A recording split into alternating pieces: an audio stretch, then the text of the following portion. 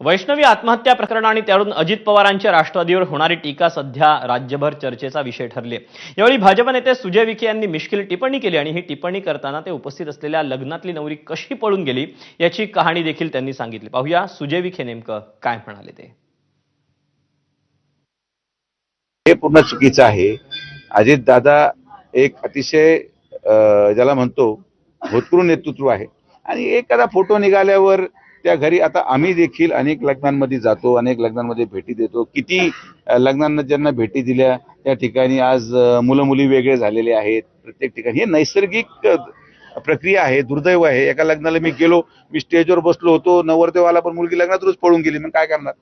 तर सामाजिक तेढ असा निर्माण झालेला आहे। हे सगळ्या नैसर्गिक गोष्टी, याच्यामध्ये राजकीय व्यक्तिमत्वाला आणलं नाही पाहिजे। हे जे व्यक्ती आहेत धागोने का कोण आहे ते मला माहित नाही, यांना कोणीच ओळखत नव्हतं, पण आपल्या सगळ्यांच्या आशीर्वादामुळे आज महाराष्ट्रामध्ये एखाद्या आमदाराला मंत्रीची ओळख नाही जेवढी तुम्ही त्याची निर्माण करून ठेवली।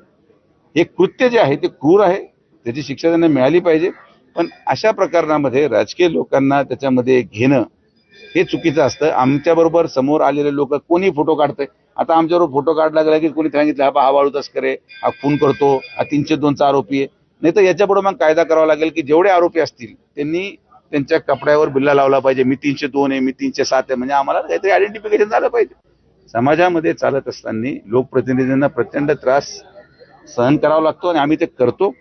लग्नाला गेल्यामुळे हे जे काही सगळं अजितदादांच्या बद्दल त्या ठिकाणी थोडंसं काही लोक करायचा प्रयत्न करतात।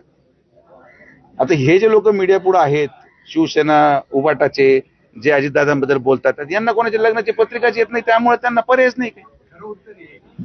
ज्या लोकांना लग्नाच्या पत्रिकाच येत नसतील त्यांनी दुसरा माणूस लग्नाला गेला त्याचा त्रास होऊ शकतो। तर माझी अशी विनंती आहे की हे जे मीडियावर प्रवक्ते आहेत उबाटाचे आणि शरद पवार गटाचे, यांना पण लोकांनी लग्नाच्या पत्रिका पाठवायला सुरू करा, म्हणजे या लोकांना बाकीचे आक्षेप राहणार नाही।